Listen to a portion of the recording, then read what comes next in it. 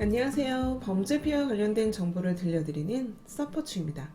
오늘은 지난 시간에 이어서 경제적 지원 제도 중 생계비 지원에 대해 안내해 드리도록 하겠습니다. 범죄 피해를 겪게 되면 치료를 받아야 하는 상황이 생길 수도 있고 사망에 이르는 경우가 발생하기도 하는데요. 이로 인해서 부득이 회사를 그만두게 되었다든지 일정 기간 무급휴직을 하게 되었다든지 생계를 도맡고 있던 가장이 사망하는 경우 긴급한 생계 유지와 신속한 생업 복귀, 피해 회복을 위하여 범죄 피해자 혹은 그 유가족에게 생계비 지원을 할 수 있습니다. 경제적 지원의 심의 대상 범죄 피해자가 다음 사항 중 어느 하나에 해당하는 경우에는 생계비를 지원할 수 있는데요. 먼저 신체적, 정신적 피해로 인하여 상당 기간 경제적 활동을 하기 어렵거나 근로능력의 전부 또는 일부를 상실하여 생계 지원의 필요성이 인정되는 경우, 생계의 상당 부분을 책임지던 피해자 본인의 사망으로 인하여 유족인 범죄 피해자에게 생계 지원의 필요성이 인정되는 경우, 기타 범죄로 인하여 범죄 피해자에게 생계 지원의 필요성이 인정되는 경우 생계비를 지원할 수 있습니다. 단, 범죄 피해자에게 부양을 제공할 수 있는 친족 등이 있고 또한 그가 충분한 부양을 제공할 수 있는 때에는 지원하지 않을 수 있습니다. 다음으로 생계비 지원 범위를 살펴보면 경제적 지원의 심의 대상 범죄 피해자에게 50만 원을 상환으로 월 1회씩 생계비를 지급하고 범죄 피해 한 건에 대하여 최대 3개월까지 지원 가능합니다.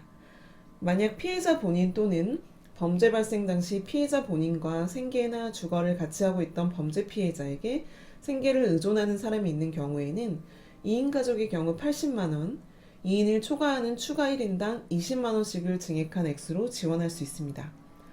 여기서 생계를 의존하는 사람은 경제적 지원을 신청한 범죄 피해자의 세대별 주민등록표상 주거를 함께하고 있는 사람을 뜻하고요. 만약 이 경우에 해당하지 않더라도 직장, 교육, 양육 등을 사유로 주거를 달리하고는 있지만 평소 생계를 함께한 사람도 이에 포함된다는 점 참고하시기 바랍니다. 생계비는 범죄 피해 한 건에 대하여 최대 3개월까지 지급한다고 했습니다만 피해 정도, 피해자의 경제적 사정 등을 종합적으로 고려하여 심의의 특별 결의를 거쳐 3개월을 연장하여 지급할 수 있습니다.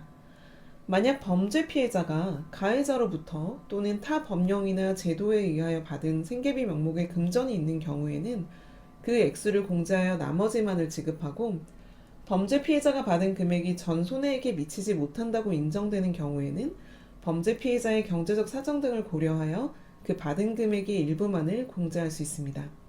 이러한 생계비 지원을 받기 위해서는 증빙서류가 필요한데요.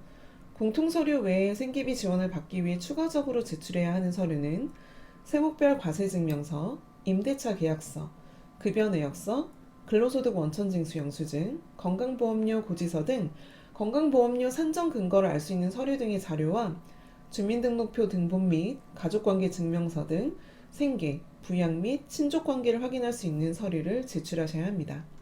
경제적 지원의 신청은 범죄 피해자나 그 법정 대리인이 그 피해 및 가해자를 안 날로부터 3년, 해당 범죄 피해가 발생한 날로부터 10년 이내에 신청해야 한다는 점 잊지 마세요. 지금까지 생계비 지원에 대해서 알아봤는데요. 다음 시간에는 학자금 지원에 대해 알아보도록 할게요.